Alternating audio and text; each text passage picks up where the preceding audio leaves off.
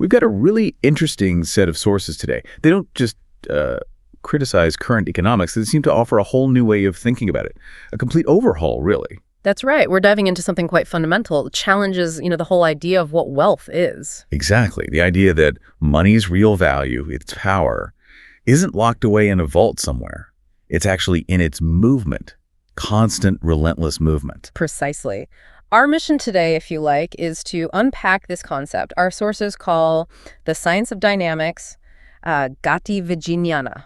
Gati Vijnana. Sounds intriguing. It is. And it's actually a very optimistic way of looking at things. Energetic, even. It's all about how we can prevent economic collapse, build something dynamic, something equitable for the future. So we're shifting the focus away from just piling up wealth, which the sources say creates staticity. Right. Staticity. Immobility. Instead, we focus on velocity, speed, how fast money moves through the system. That's what generates shared prosperity, apparently. Okay, so this is probably the big starting point for anyone listening. We're asking you to maybe think differently about, say, your bank balance. Is it just static security sitting there? Or is it an engine ready to do some work? That's a great way to put it, an engine. So what's the core principle, the absolute foundation of this science of dynamics? It boils down to a very simple maxim, really. Keep money rolling. That's the essence. Keep money rolling. Yeah. The foundational economic principle here is that the value of money, its utility, its ability to generate welfare, it actually increases the more it moves, the more it changes hands. So like kinetic energy in physics, money sitting still has potential, but moving money has actual power. Exactly, like kinetic energy. Think about it. A dollar changing hands, frequently, funding a local shop, paying someone's wages, buying groceries, it generates far more collective economic good than a dollar sitting idle. And conversely, if money stops rolling, Right. if huge amounts are just immobilized, hoarded in safes maybe, or locked up in complex financial instruments that don't really circulate. That creates systemic stagnation. That's the big enemy here. Immobile money loses its utility. It becomes economically inert, dead weight. It reminds me of that old saying, keep the wagons moving, like on the Silk Road. It's the same principle, absolutely. Without movement, there's no trade, no progress, and crucially, no distribution of wealth, no shared benefit. So this shift in perspective from hoarding, from accumulation towards velocity, this is essential. It's essential if we want to understand how to avoid economic stagnation. Because according to these sources, stagnation is the greatest single ailment facing economies worldwide today.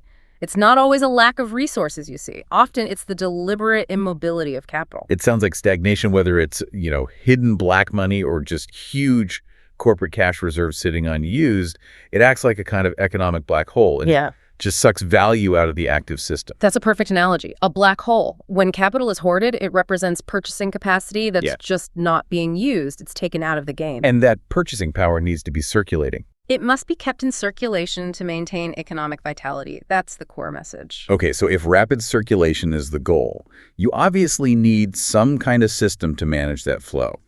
And our sources point directly at the banking system. They call it indispensable. Indispensable, yes. Primarily because it's the mechanism designed to facilitate this dynamic flow, or at least it should be. How so? What's its role in keeping money rolling? Well, ideally, banking promotes collective welfare. It enables all-round economic advancement because it takes static savings money people aren't using immediately and converts them into dynamic loans. Loans for consumption, yes, but critically for productive investment. So it connects the savers and the borrowers. It channels money from maybe the rich or just people with savings to the working class, to businesses fueling the cycles of production and consumption. That's the theory. That's its indispensable function in keeping the money rolling. But, and this is a big but, isn't it? History and even current events show us that banks often seem to fail spectacularly at this duty. They do, and the sources actually warn about this. They say if people start opposing the idea of a banking system just because of, say, selfish whims or misunderstanding, their whole economy risks staying in the dark ages, losing equilibrium, not just economically, but physically, psychically, spiritually.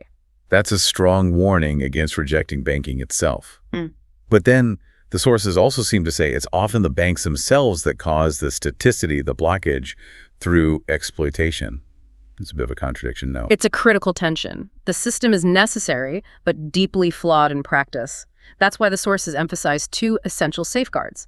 The banking system must maintain these to fulfill its duty of keeping money rolling. It needs constant vigilance against two specific, very damaging defects. Okay, let's break those down. What's the first critical defect? You mentioned a kind of moral failure earlier. That's exactly it. The first is a failure of ethics and control. Demonic greed and exploitation. That's the term used. Demonic greed. Strong words. Very strong. It means banks must not allow their intrinsic drive for profit, which is inherent, let's be honest, to jeopardize the common people or the stability of the entire market. So when financial institutions prioritize, say, short-term speculative gains or predatory lending practices. Precisely. When they do that, they start concentrating wealth. They extract value mercilessly, often from the most vulnerable, but it affects everyone eventually. Low income, middle income, even wealthier groups can get caught when the system destabilizes. That concentration of wealth is staticity, isn't it? We saw that play out globally. I mean, 2008 springs immediately to mind. Absolutely. In 2008, banks weren't necessarily hoarding physical cash in vaults, but they were creating and leveraging incredibly complex speculative financial instruments. Right, derivatives, credit default swaps. Exactly. And the effect was the same. It concentrated risk and wealth at the very top, creating immense static potential energy, you could say, and then the whole thing collapsed, pulling the rug out from under the real economy from the bottom up. And the sources say this undermines collective trust, stability. Yes, because it's seen, rightly, as structural exploitation. It's often enabled by, let's face it, regulatory capture or just sheer complexity that regulators can't keep up with. The profit motive overrides the fundamental duty of the bank, which is to facilitate flow, not just accumulate for itself. Okay, that's the first defect, greed and exploitation leading to concentration. What's the second one? You said it was more technical. Well, the second defect is described as the outright destroyer of societal stability. It's indiscriminate note printing. Printing money. Printing money without backing.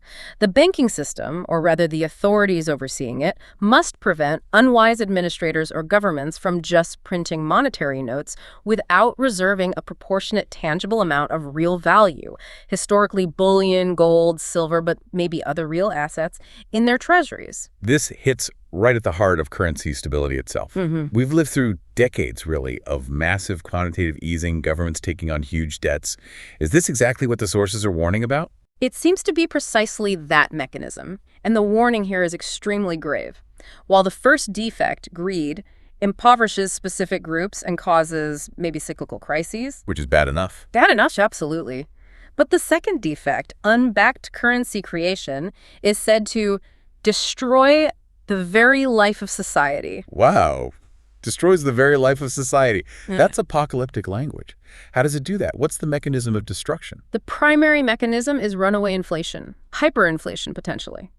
When a government or central bank floods the market with fiat currency money not backed by real value or corresponding production, it just annihilates the purchasing power of ordinary people. Their savings become worthless. Their wages buy less and less. And this impacts everything. Trade. Everything. It jeopardizes all internal and foreign trade because the very unit you use for exchange the currency becomes unreliable, meaningless even. Imagine trying to run a business or plan for the future when the value of your money evaporates overnight. So even if a country is actually producing goods, people can't afford to buy them. Exactly. The average person can't benefit from the nation's productivity because their ability to purchase, their economic power, has been decimated by the inflation caused by the printing press. And meanwhile, the rich, those holding tangible assets, they get richer. Generally, yes. They tend to hold on to things with intrinsic value, gold, silver, land, resources, maybe even art. As the currency collapses, the relative value of those tangible assets skyrockets. So the value of a laborer's wages or a pensioner's savings evaporates, while the wealth of those holding real assets is preserved or even magnified. And the sources make a point about state capitalism here. Critically, yes. They point out that under state capitalism, and they say this applies whether you call the system capitalism, socialism, or communism, this power to print unbacked currency enables ruthless exploitation by those in control. So it's not about left or right wing necessarily. It's about the mechanism itself. It's about the mechanism. It becomes a tool for transferring wealth upwards, away from the people, through inflation, benefiting whoever controls the state apparatus and the printing press. Okay, so we need sound banking ethics and sound money. But there's another layer to keeping money rolling, isn't there? how the capital, once mobilized, is actually used. Let's talk about investment. The sources use this term, kareka. Yes, katika. It refers specifically to a business or a venture that's built using borrowed money, using loans. Okay, so like a startup funded by venture capital, or a factory expansion financed by a bank loan. Exactly. And the science of economics, as presented here, is absolutely emphatic. The dynamic rolling of money must never be blocked by non-productive investment. Non-productive investment. This seems crucial for anyone listening who runs a business or manages public funds. If you borrow money, that capital has to work. It has to multiply. It has to multiply its own value, essentially. It must generate enough income to cover the repayment, yes, but also ideally to fund further reinvestment to keep the positive cycle going. So where do things go wrong? How does dynamic capital turn into static, unproductive debt? It happens when loans are misused, when they're spent on things that are symbolic or static or pure consumption instead of on things that are functional, dynamic, and productive. Can you give some examples from the sources? Sure. They give some potent ones. Imagine a business takes out a loan supposedly to expand its manufacturing capacity, buy new machines, hire more workers. But instead, they use it to construct a huge, unnecessary, overly elaborate new headquarters building, or a flashy new showroom that doesn't actually increase sales significantly. We see that sometimes, don't we? Especially maybe in the tech world. Millions spent on swanky offices, the fancy station, when the money might have been better spent on improving the actual product or service, the railway line itself. That's a perfect analogy the sources use, focusing on the station instead of the line. It's vanity over function. And on a bigger scale, a national scale. On a national scale, imagine a developing country gets a large foreign loan.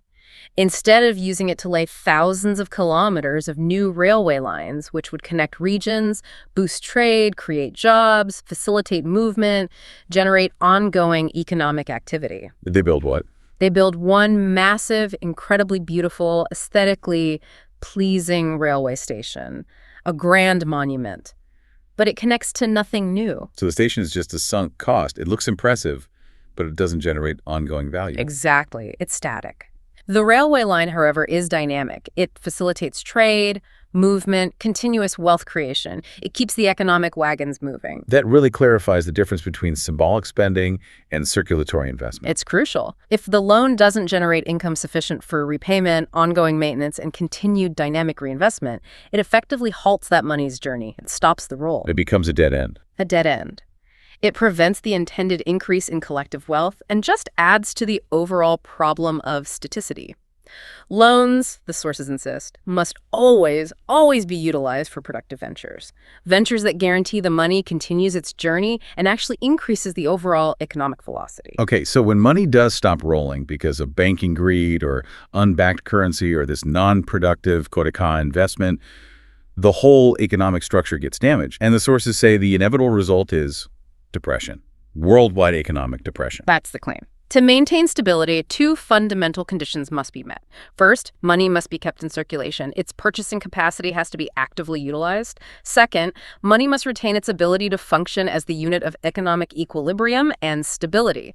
Its value needs to be trustworthy. Forget those two. Forget those two, and depression is the result. And it's not just contained, they argue. It affects not only the direct victims within that stagnant economy, but even seemingly stable regions that trade with the suffering country, especially if that trade involves bullion or real assets. The contagion spreads. And it's not just external factors.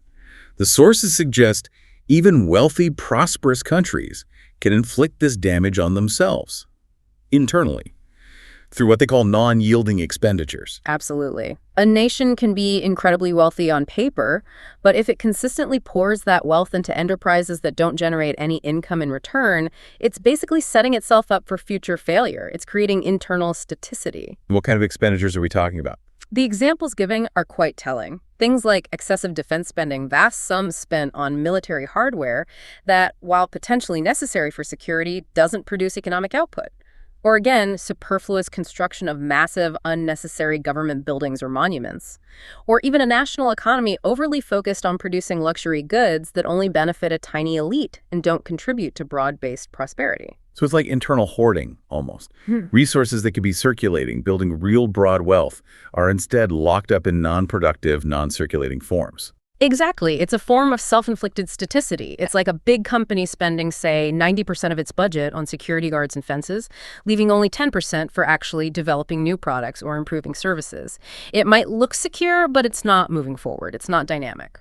That makes sense. Now, what's really fascinating here is these sources proposed antidote, or at least a mitigator for this global volatility. They mention barter trade. Yes, barter trade. It's presented as a way to minimize the suffering caused by global depressions rooted in financial instability. The idea is if a country shifts its trade focus away from transactions heavily reliant on potentially volatile currencies and complex financial systems, and instead focuses more on directly exchanging real commodities, goods for goods. Real value for real value. Precisely. Then the impact of global financial crashes is drastically reduced. The sources even suggest that under such a system, you might only feel a slight minor imbalance maybe once every 3 years, or 30 years, or even 350 years, compared to the devastating regular crashes we see in the financially dominated system. So barter acts like a kind of natural shock absorber because it bypasses the instability of fiat currency and those banking defects we talked about. That seems to be the logic. It grounds trade in tangible reality. Okay, but let's get to the core pathology of depression itself. We often hear about depressions as being part of a natural economic cycle, right? Like a necessary pause after a boom. Your sources seem to radically disagree with that view. Radically disagree. They state very clearly, a depression is not a natural phenomenon. It's not a healthy pause or a cyclical inevitability. It is the direct net result of inherent staticity. Inherent staticity. And how is that defined? It's defined in quite stark terms. Systematic suppression, repression, and oppression. In short, widespread exploitation. So exploitation leads to staticity, which leads to depression. Yes.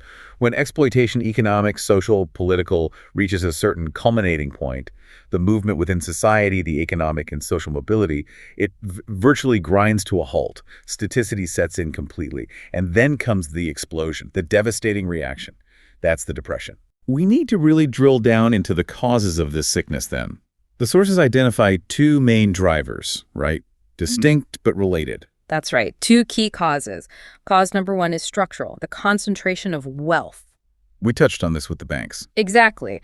When capital, or just the value of wealth in general, becomes concentrated in the hands of relatively small number of individuals, or perhaps the state itself, it creates immense pressure within the system. It allows for and often drives widespread exploitation.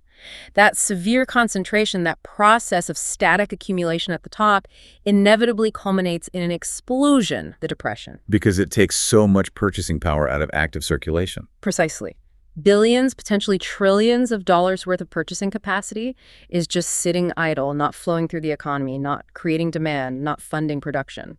This aligns pretty well with historical observations, doesn't it? Periods of extreme wealth inequality often seem to precede major economic breakdowns. Okay, that's the structural cause concentration. What's cause number two? You said it connects back to our opening idea. Cause number two connects directly back to keeping money rolling. It's described as blockages in rolling money, specifically driven by what the sources call capitalist psychology. Capitalist psychology. What does that mean in this context? It refers to the deliberate act of making money immobile. Capitalists, meaning owners of capital, large investors, corporations, they actively stop money from rolling when they determine that further investment won't bring them the profits they expect. Even if investing would help the broader economy or meet people's needs. Even then. If the expected profit margin isn't high enough, often based on inflated expectations, they choose immobility. Money remains inert, unutilized in safes or low-yield accounts, rather than being risked for a lower but still potentially positive return that would keep the economic wheels turning for everyone else. They prioritize maximizing their own static pile over facilitating a dynamic flow. That sounds like a fundamental conflict of interest built into the system. The interest of capital owners versus the interest of collective economic function. It's presented as the ultimate expression of static power. And this deliberate creation of inert money leads directly to that catastrophic downward spiral we talked about. Let me guess. No investment. Leads to no production. Leads to no income. Which leads to no purchasing power. The cycle collapses inwards. This isn't just theory. The sources bring in historical evidence here, don't they? That really shocking anecdote from the Great Depression, 1929, 1931. Yes, the anecdote from Bengal. It's absolutely heartbreaking, but it perfectly illustrates this deflationary disaster, the consequence of money stopping its roll. Tell us about it. During that period, there was immense deflation. Prices collapsed because no one had money to buy things. In the Birdwan market in Bengal, they reported that 5 kilos of brinjal eggplant, a basic food staple, were selling for just 1 paisa. 40 kilos for 8 paise. Unbelievably cheap. But the tragic irony was, there were no buyers. The farmers had produced plenty, there was an abundance of food, but people had absolutely no purchasing power. Mass salary cuts, huge unemployment, all triggered initially by that capital immobility. The stopping of the roll meant that even at rock-bottom prices, people couldn't afford to buy essential food. So production existed, but the distribution mechanism, fueled by money flow, had completely broken down. Completely failed. It was a total system collapse driven by staticity. There was a crisis of deflation, no purchasing power, falling prices. But the sources, written back in 1988, they issued a really chilling warning about the future, didn't they? One that feels incredibly relevant right now. They did. It's quite prescient, really. They predicted that the stage for another severe economic reaction, another depression, had almost come, even back then. But with a crucial difference this time. A crucial and much more dangerous difference. The future depression, they predicted, would be associated with inflation. Stagflation. Stagnation and inflation happening at the same time. Lack of purchasing power combined with high prices. Exactly, which is an infinitely more painful scenario for the average person. A lot more painful. Well, the sources warn this combination makes the future depression more detrimental to the integrated development of human society. Think about it. It creates the worst of both worlds. People have little or no income because the economy is stagnant, investment has stopped. So no jobs, low wages. Right. But at the same time, the few essential commodities that are available are incredibly expensive, priced out of reach because of monetary instability, likely driven by that indiscriminate note printing we discussed earlier. You're squeezed from both sides. No income, high prices. Precisely. It's a double bind that can lead to immense suffering and social unrest. Given the global situation now going, persistent inflation pressures in many places, massive government and corporate debt, geopolitical instability, this warning from 1988 feels pretty immediate. It does feel very relevant. So the implication is clear. If we accept this framework that depression isn't natural, but it's manufactured by staticity and exploitation, then we can't just wait for things to bottom out. We need to act. We need to act now. We need to accelerate positive social and economic movement, implement dynamic solutions, and try to avert disaster before what the sources call the final culminating point arrives. The urgency is palpable in the text. Okay, so if depressions are the predictable outcome of these inherently static production modes, then the solution can't just be tweaking the existing systems. It requires fundamentally redesigning the foundation. And sources argue that both traditional capitalism and traditional communism are doomed to fail in this regard.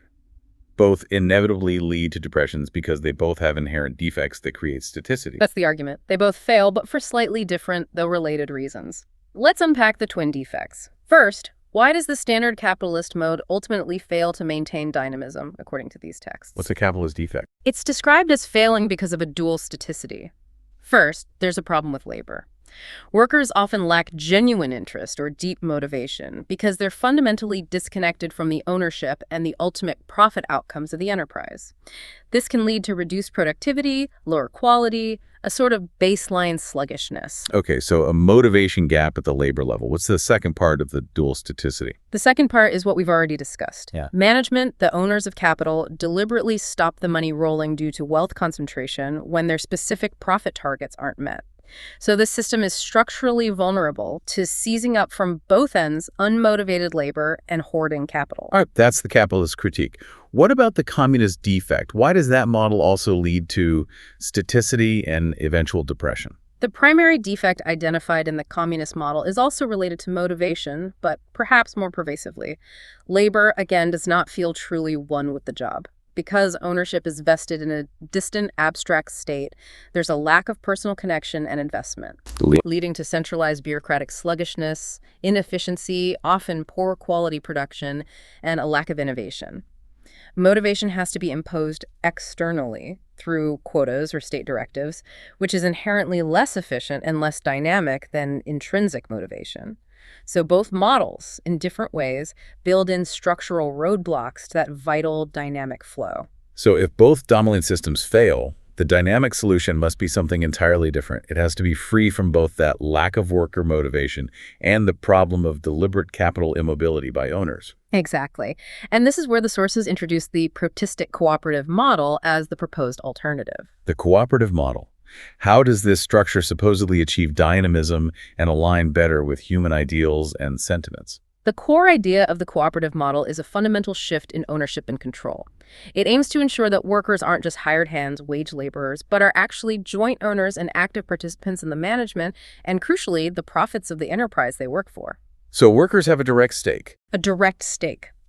This is believed to provide that vital psychological component, the feeling of ownership, of being one with the job, which intrinsically motivates workers towards maximum effort, higher quality production, and innovation.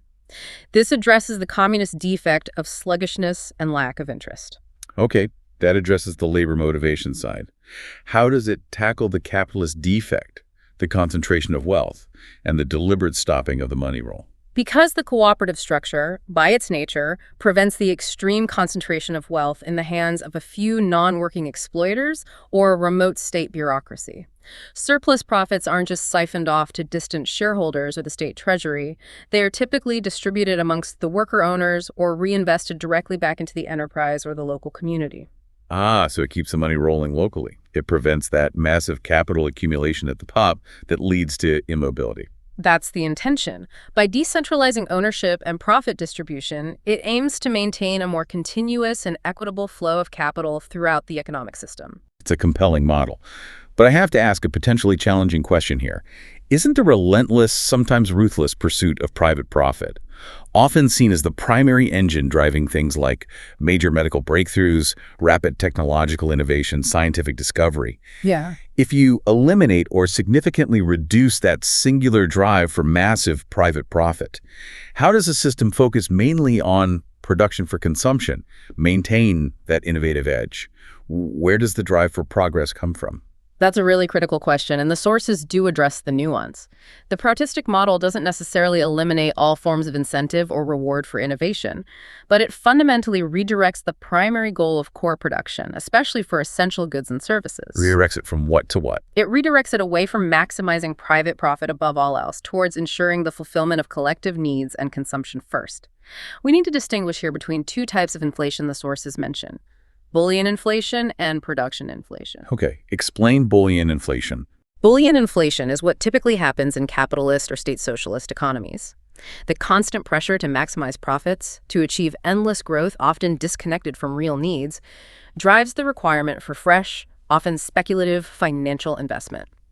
To fund this, there's pressure to expand the money supply, often by issuing more currency than is actually backed by real assets or production. So basically, diluting the currency, printing more money to fuel the profit engine, even if it causes inflation for everyone else. Exactly. That's bullion inflation.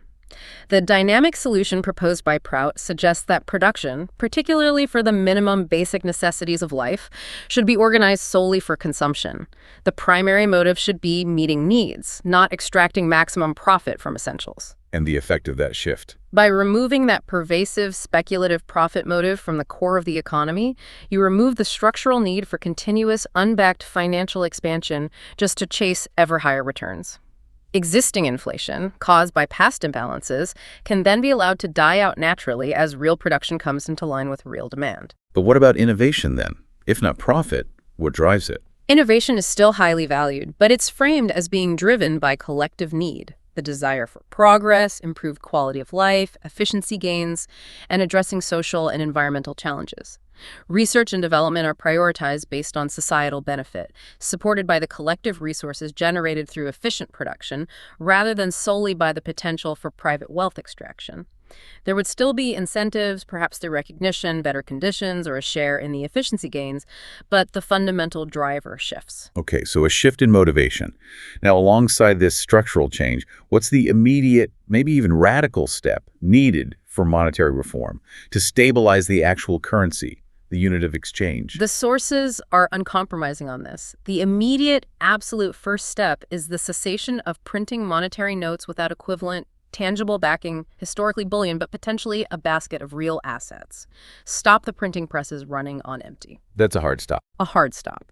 And to restore fundamental faith in the currency, which is essential, any new currency issued, perhaps even in new designs, new colors, to signify a clean break, must come with a clear, credible governmental assurance. An assurance that these notes are fully backed and that the government is prepared, if necessary, to redeem them for the requisite amount of gold coins or other guaranteed tangible assets. You have to make the money trustworthy again. Real value behind the symbol. Precisely. You have to reestablish that link between the monetary unit and real economic value. So this addresses the technical flow, stabilizing the currency. How does this whole dynamic structure then ensure not just stability, but that progressive, optimistic future you mentioned earlier? How does purchasing power actually increase over time? The transition to a fully dynamic and prosperous economy is envisioned as unfolding in 3 distinct phases. Okay, phase 1. Phase 1 begins immediately when the new system is implemented. The key goals here are stability and security. The value of money is stabilized, no more wild inflation or deflation. And critically, the full-fledged purchasing capacity needed to meet the minimum requirements of life is guaranteed to every single person. Minimum requirements like? Food, clothing, shelter, basic education, and essential medical care. These are guaranteed as a right. This immediately removes that basic existential fear and insecurity that plagues so many people, providing a stable foundation for society. A guaranteed basic purchasing power. That sounds like a prerequisite for a motivated, functional society. What happens next? Phase 2. Phase 2 is projected to take maybe 10 to 15 years. During this phase, as the restructured cooperative economy becomes more efficient and production increases significantly, the money supply is carefully managed to allow currency to systematically regain its natural, stable market value relative to goods and services. Inflation generated by the old system is methodically checked and eliminated. The structural integrity of the currency is fully reestablished. So consolidation and strengthening. And then phase 3. This is where the real progress kicks in. The truly futuristic goal of Gati Vijnana. Exactly. Phase 3 occurs after that period of stabilization and strengthening. 2 crucial things happen. First, the societal definition of the minimum requirements of life is progressively raised. As society becomes wealthier and more productive, the basic standard of living guaranteed to everyone increases. So it's not a static poverty line. It's a dynamic floor that rises with progress. Precisely. And second, and perhaps most importantly, the total purchasing power of the people begins to increase at an accelerating rate, not just keeping pace with inflation, but genuinely growing faster. An upward spiral. An upward spiral of well-being, driven by high productivity, efficient resource use, technological advancement motivated by collective benefit, and equitable distribution of the resulting wealth. Abundance becomes a shared asset, constantly circulating and growing, not a hoarded prize for a few. That's the dynamic equilibrium envisioned. That vision of accelerating purchasing power brings us to a really interesting, almost counterintuitive challenge mentioned in the sources. The problem of production inflation. Right. This isn't the bad inflation from printing unbacked money. This is what happens when, due to scientific advancements, better farming techniques, more efficient factories, production increases massively, potentially exceeding immediate local demand. In a typical static profit-driven system, this is often seen as a crisis, right? Overproduction, a market glut that causes prices to crash, factories to close, workers to be laid off. It's dreaded. Exactly. It's treated as a failure. But in the dynamic framework, it's viewed very differently. It's seen as a progressive problem, a sign of success even. But it's one that requires dynamic management. It's not considered a chronic crisis, provided the right measures are taken. So the goal isn't to suppress production. No. The goal is simple. Abundance is a boon, not a burden. We just need to continuously adjust our consumption patterns and distribution methods to absorb that surplus dynamically. We need to ensure that the money generated by that increased production keeps rolling from the producers to satisfied consumers, wherever they may be. Okay, so how do we manage this welcome problem of abundance? The sources suggest 3 powerful dynamic measures. What's the first one? The first is implementing a robust, true free trade system. Free trade. We hear that term a lot, but often with caveats. What does true free trade mean here? It means allowing surplus production from one economic unit, say a region or a country, to flow freely and be consumed by other economic units that might have a deficit without artificial barriers hindering that flow. So like if one country has a massive surplus of milk, due to efficient dairy farming. While a neighboring country is suffering from severe underproduction and high milk prices, that surplus needs to move easily across the border to meet the need in the deficit area, quickly and efficiently. And the sources are very specific about what free means in this context, aren't they? Extremely specific. True free trade, in this view, means no import or export duties levied on essential consumable commodities. Zero tariffs on things people need to live. Why no duties? Isn't that how governments often raise revenue or protect local industries? The explicit reason given is that duties ultimately harm the consumer. They artificially inflate prices and restrict availability. The priority in a dynamic system must be benefiting the end consumer and facilitating the smoothest, fastest possible flow of goods to meet needs. Protectionism, while sometimes well-intentioned, is seen as creating static blockages. And they point to a real-world example. Yes, they highlight Singapore as a highly successful example, even back then, of a nation that thrived by minimizing trade barriers and prioritizing the rapid flow of goods, acting as a dynamic hub. They argue that geosentiment, narrow national self-interest is often the biggest obstacle to true free trade. So both traditional capitalist and communist countries might resist this. Yes, because it interferes with their preferred control mechanisms, whether it's protecting domestic monopolies for profit or state planning dictating trade flows. But the argument is that prioritizing the consumer and maximizing flow, like Singapore did, ultimately leads to greater overall prosperity and dynamic stability for everyone involved. Okay, free flow of goods is measure one. What's the second dynamic measure for handling surpluses, especially for perishable goods? Measure number 2 focuses on turning the risk of perishable goods spoiling into the stability of non-perishable assets. It's all about preservation and processing. This sounds very practical. Highly practical. Think about farmers growing seasonal produce like mangoes in Malta, West Bengal, which the sources mention, or maybe tomatoes, berries, leafy greens that have a very short shelf life. When the harvest comes in, everyone has them at once and the price collapses. Exactly. Without a system for preservation, growers are often forced to sell their perishable harvest immediately at throwaway prices just to get something before it spoils. It's a boom and bust cycle that hurts the producer. So the dynamic solution is establish processing factories locally, right where the goods are grown. These factories instantly convert the perishable surplus into non-perishable forms. Think mango pulp, juice, jam, candy, or canning vegetables, drying fruits. So you capture the value immediately before it degrades. Precisely. And this has a fantastic threefold dynamic effect. First, it stabilizes prices locally for the raw produce, providing a reliable floor price for the growers. Second, it guarantees them a remunerative price, ensuring their work is valued. And third, It allows for export. critically, it facilitates export to regions where that particular product can't be grown or where it's out of season, like exporting canned mango pulp or dried vegetables from India or Africa to Europe during the cold winter months when fresh local produce is unavailable there. So a local glut, which was a problem, is instantly transformed into sustainable, predictable global wealth, benefiting both the producer and the distant consumer. Yes. It creates these sustainable economic linkages, accelerating the dynamic flow of value both locally and internationally. And the initial investment in that processing factory keeps generating returns, keeps the money rolling. Brilliant. Okay, free trade, local processing. What's the third dynamic measure? This one sounds really innovative. Diversified styles of consumption. This is where pure ingenuity and progressive thinking come in. It's about actively inventing new, beneficial uses for existing products, especially those prone to surplus, to ensure that abundance is always absorbed constructively. It's about maximizing the utility of everything nature provides. So finding value where we didn't see it before, eliminating waste through innovation. Exactly. It's about full spectrum utility.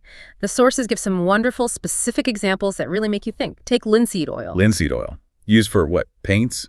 Right. Wood treatment? Yeah. Industrial stuff? Typically, yes, but the sources suggest, what if we develop the technology to properly deodorize it? Then it could become a valuable edible oil, adding to the food supply. And don't stop there. The fibrous waste material from the linseed plant itself, develop methods to use that to manufacture high-quality linen thread for clothing. Wow, so from one plant, you potentially get industrial oil, edible oil, and textile fiber. Exactly. You've potentially created 2 or 3 distinct industries from one source, absorbed any potential surplus, and increased overall societal wealth. No waste, maximum value, constant dynamic use. That's amazing. Are there other examples like that? Yes. Consider okra or lady's finger. Most of us just think of it as a vegetable, right? Yeah, maybe not everyone's favorite. Perhaps not.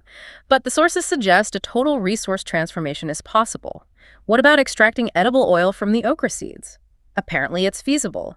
And then, using the fibrous material from the rest of the okra, plant the stalks, the leaves, to manufacture fine thread, potentially suitable for making good quality clothes. Seriously, clothes from the okra plant. That's the kind of innovative, diversified thinking being proposed. Finding value in the seeds, the fiber, not just the pod we eat.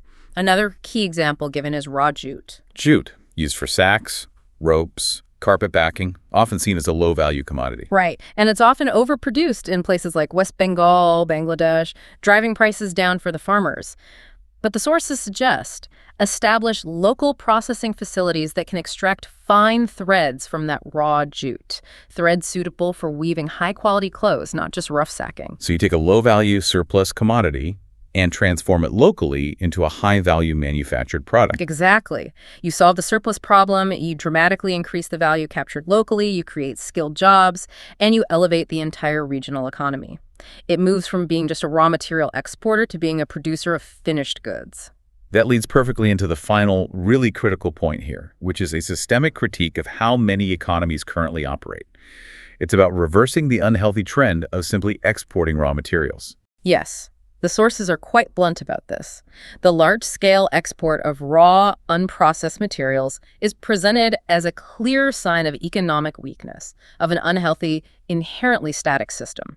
It means the value addition, the profit, the skilled jobs are happening elsewhere. So the dynamic solution is? The dynamic solution mandates immediate local value addition. Wherever you have an abundance of non-perishable raw materials, the sources mention mineral-rich areas like Orissa, Bihar, Telangana, and India as examples, you must establish the industries to convert those raw materials into manufactured goods right there, at the source, where they are available. Don't ship raw iron ore out. Build the steel mills locally. Don't export raw cotton. Build the textile factories locally. Precisely. This is described as the economic alchemy needed to drive true regional prosperity and dynamism. There's an analogy used here too, isn't there? Yes, a powerful one. It's about transforming potentially poverty-stricken but resource-rich areas into advanced, prosperous industrial regions, using the Rhine region of Germany as an example of how localized industry based on local resources can create widespread wealth, establish the factories where the resources are found. And the impact of this local value addition. It's transformative. It directly increases the purchasing power of the local people by creating better-paying, skilled jobs. It ensures local employment and reduces dependency. And it guarantees that nature's bountifulness, those raw materials, becomes a sustained boon for the local population, not an economic headache that just drives down global commodity prices while benefiting distant manufacturers. It's the ultimate expression of keeping the money rolling locally, empowering the population where the wealth originates. Exactly. It built a robust, resilient, and dynamic local economy from the ground up. #tag outro. Wow. This has been a really profound deep dive. We started with this seemingly simple idea, money in a vault is useless, and we've unpacked a whole economic philosophy. It seems clear the core argument is that staticity, whether it shows up as concentrated wealth, immobile capital, predatory banking, unbacked currency, or non-productive investment, this staticity is the fundamental systemic ailment. It destroys economic vitality, breeds exploitation, and ultimately leads to collapse. That's the diagnosis, yes. And the proposed cure, the panacea, as the sources call it, lies in embracing this science of dynamics, gati virginiana. The Proutistic framework, with its cooperative model, its focus on production for consumption, sound money, free trade, local processing, and diversified use. It's presented as the pathway for integrated progress. It aims to bring genuine economic equilibrium and equipoise through a total restructuring. A restructuring specifically designed, you're saying, to be free from both kinds of staticity. The inherent staticity found in capitalism, the greed and deliberate immobility, and the exherent staticity found in communism, the sluggishness and lack of motivation. That's the claim. A system designed for dynamic flow, free from the blockages inherent in the other isms. And the sources frame this not just as an interesting theory, but as an urgent, progressive call to action, especially given where we are now. They talk about being in a critical transitional phase globally, potentially heading towards that difficult combination of stagnation and inflation. Yes, They use terms like being near the last stage of the Visha era, indicating a period of intense commercialism nearing its problematic end. The message is clear. Wise people, people who understand these dynamics, should utilize this moment. This window of global volatility and change isn't just a crisis, it's an opportunity. An opportunity to do what? An opportunity to create an all-round revolution, not necessarily violent, but a fundamental shift in thinking and structure to positively impact society by implementing these dynamic principles.